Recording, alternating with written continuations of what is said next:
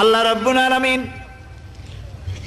কোরআনে কারীমের ভিতরে নবীজির নাম একটি বারের জন্য নাম ধরে তাকে ডাকেন নাই, বরং তিনি বলেছেন তোমরা পরস্পর পরস্পরকে যেভাবে নাম ধরে ডাকাডাকি করো আমার নবীকে সেভাবে নাম ধরে ডাকবে না।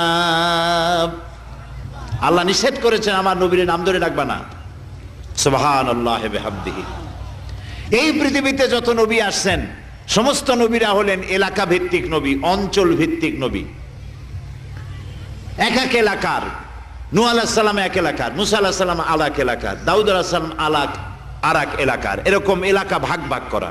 কিন্তু মুহাম্মদ সাল্লাল্লাহু আলাইহি ওয়াসাল্লামকে আল্লাহ রাব্বুল আলামিন কোন এলাকার জন্য নবী বানান নাই।